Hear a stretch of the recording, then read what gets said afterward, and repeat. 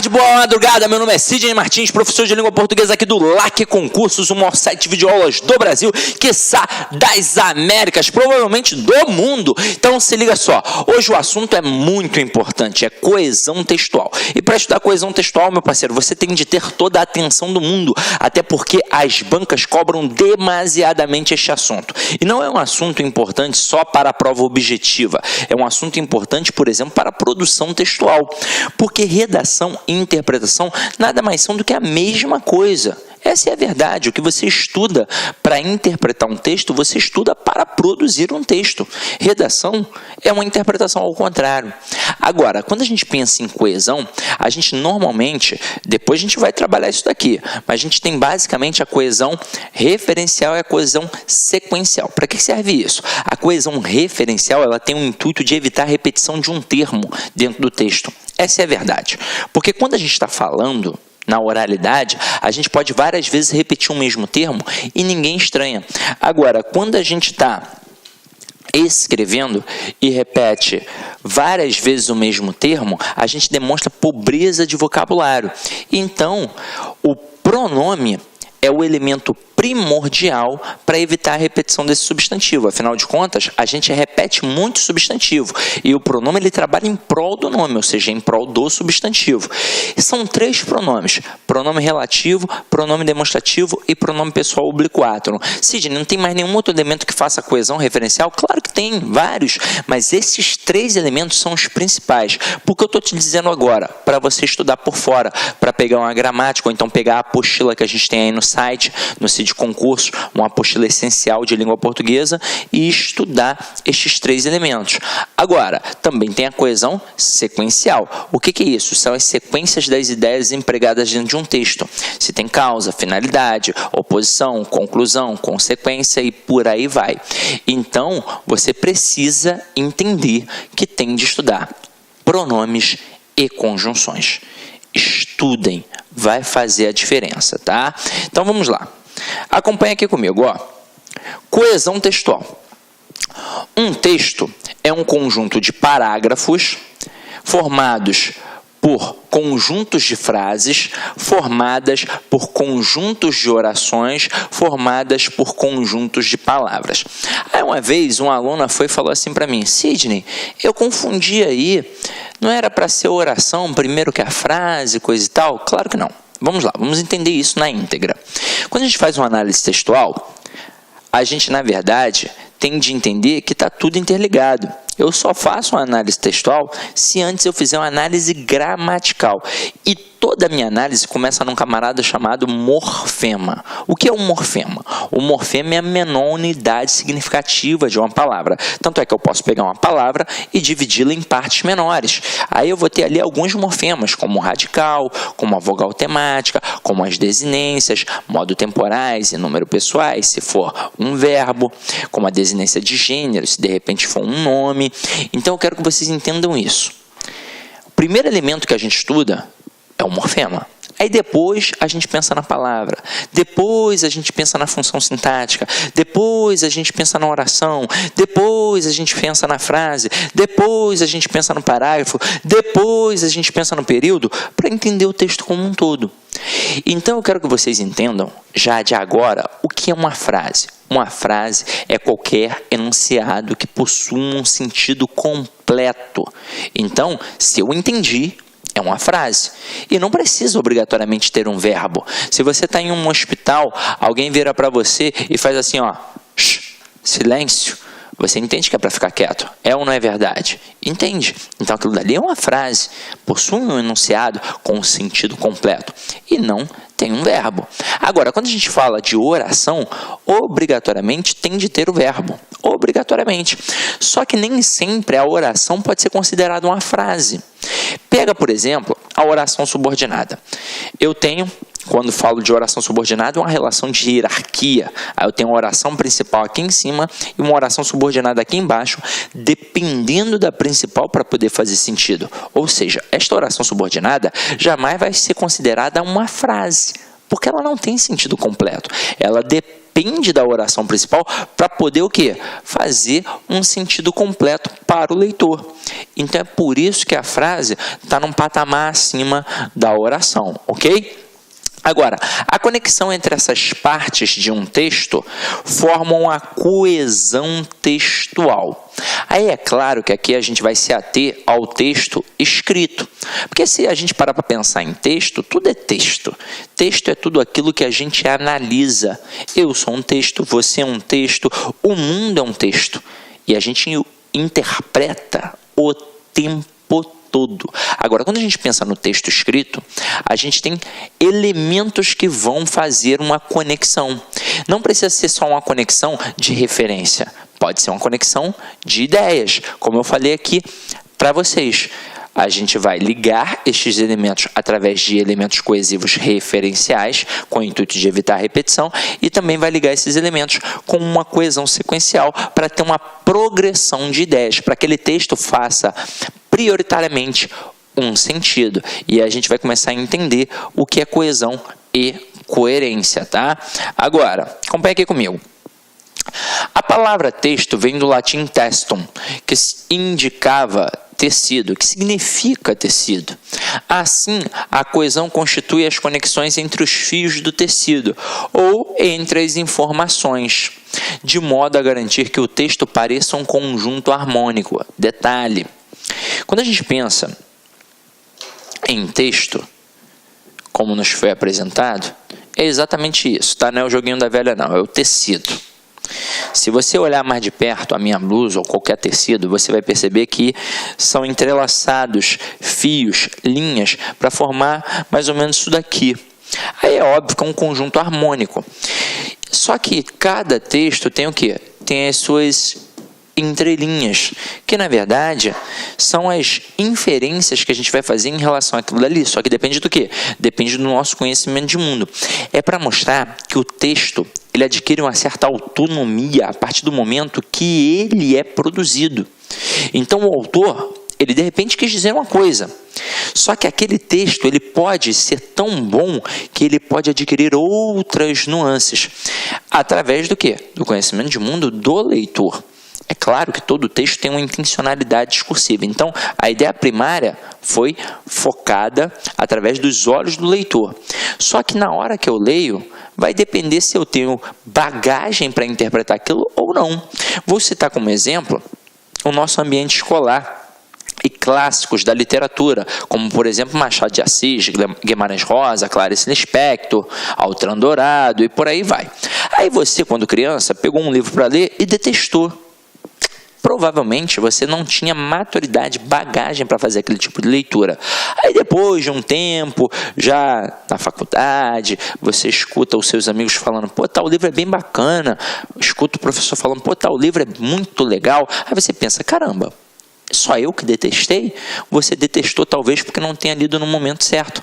Porque na hora que você faz uma segunda leitura, agora com a bagagem maior, você, nossa, agora eu entendi, agora eu compreendi. E qualquer tipo de texto é assim, na verdade. Quanto mais eu leio, mais eu absorvo. Perdão. Mais eu aprendo.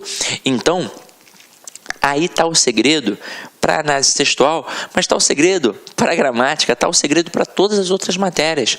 Se eu quero aprender mais, eu devo repetir cada vez mais e mais aquele conteúdo, tá? Ok? Agora, se liga só. Antes, deixa eu até apagar aqui. A gente diz que um texto está sem coesão quando suas ideias não estão claramente relacionadas. E eu vou mostrar para vocês que é possível um texto não ser coeso, assim como é possível um texto não ser coerente. Então, vou colocar 2 exemplos aqui para que vocês possam entender isso agora, na íntegra. Então, vamos lá, ó.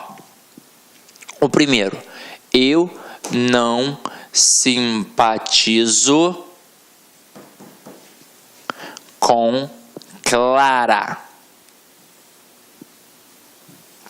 Ponto. Ela é bonita, simpática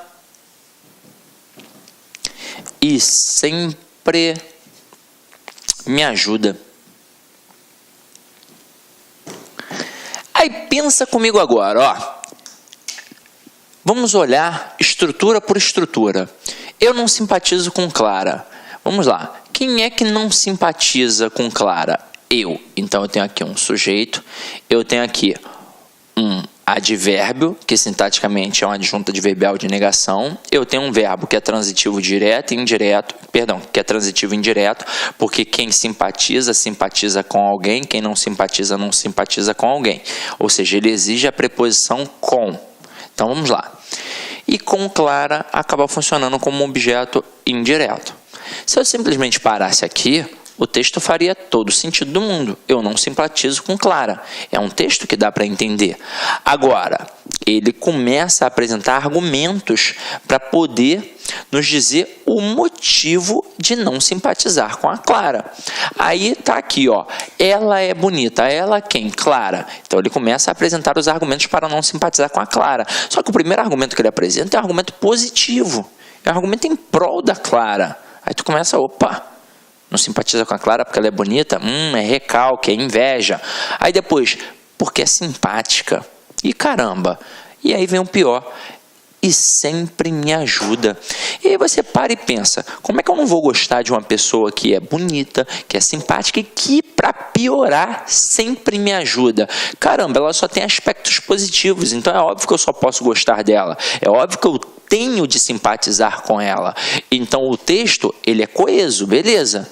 Mas ele é o quê? Incoerente. Então, quando a gente pensa em coesão e coerência, coesão é a estrutura do texto, coerência é o sentido do texto. Pensando numa escala de importância, a coerência acaba sendo mais importante que a coesão, porque tem de se fazer entendido, essa é a verdade.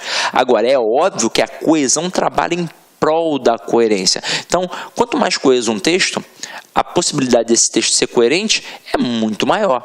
Mas é óbvio que a gente pode cometer equívocos. E é por isso que na hora da interpretação eu tenho que tomar todo o cuidado do mundo. Assim como na hora de produzir um texto também.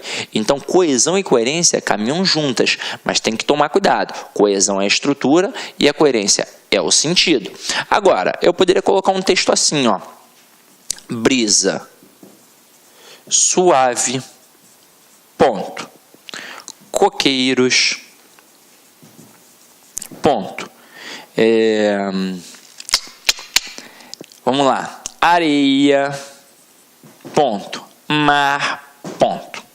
Se vocês repararem, não há elementos de coesão, nem de referência, nem de sequência de ideias. Os elementos estão isolados.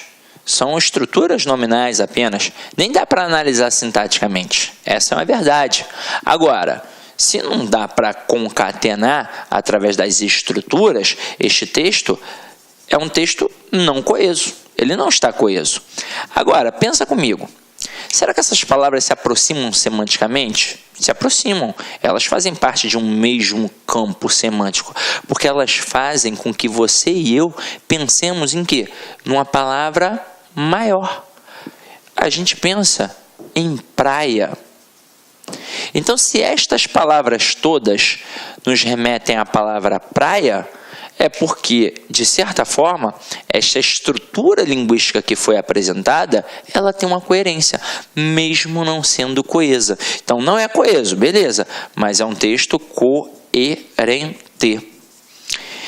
E então, a gente vai entender por que a coerência está num campo maior. Eu poderia criar um slogan, criar uma propaganda, um outdoor para botar na rua e escrever apenas brisa suave, coqueiros, areia e mar.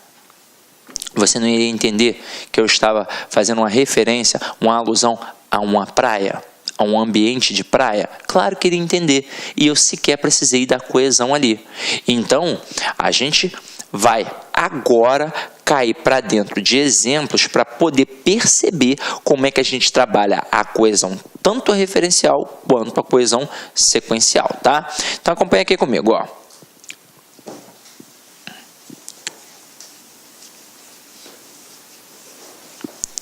Olha um exemplozinho aqui bacana, ó. Os alunos chegaram cedo. Beleza?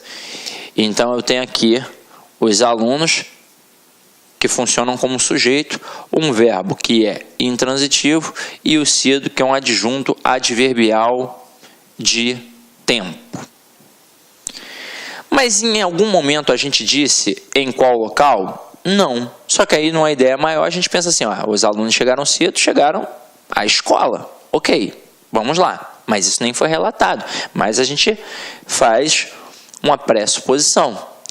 Então, os alunos chegaram cedo, mas a porta da sala estava fechada. Opa, agora já nos deu elementos para que a gente possa entender que eles chegaram a uma escola, a um curso, alguma coisa assim do tipo. Só que se eles chegaram cedo e a porta estava fechada, a gente parte do pressuposto que era comum acontecer o quê? Era comum a porta estar sempre o quê? Aberta. Mas a porta estava fechada. Então, este mais, ele é uma conjunção adversativa, que indica uma adversidade, que indica uma oposição. Então, ó, vamos lá. Os alunos chegaram cedo, mas a porta estava fechada. E aí, o que eles iriam fazer? Iriam ficar ali parados, de cara com a porta fechada, ou iriam tomar alguma atitude? Eles decidiram tomar uma atitude. Então, vamos lá.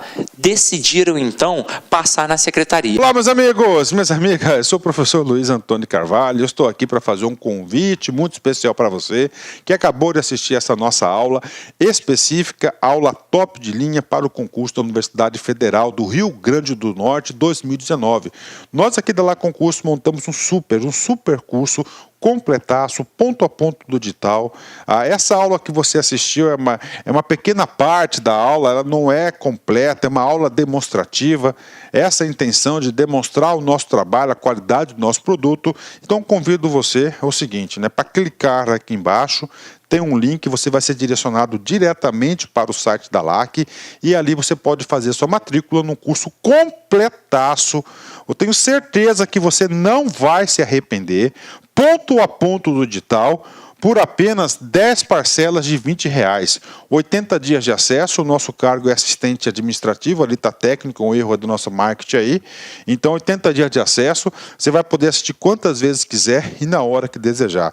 Bacana? Dá tempo, o edital não está difícil, eu conheço esse edital com uma palma da minha mão, já estudei esse edital, já tenho até um vídeo gravado com análise desse edital, então convido vocês aí a pagarem, fazendo investimento, vai ser o melhor investimento da sua vida, 10 parcelas de R$20 aqui na Lá Concursos, que você não vai se arrepender. Bacana, meus amigos? Um forte abraço e espero vocês. Tchau, tchau.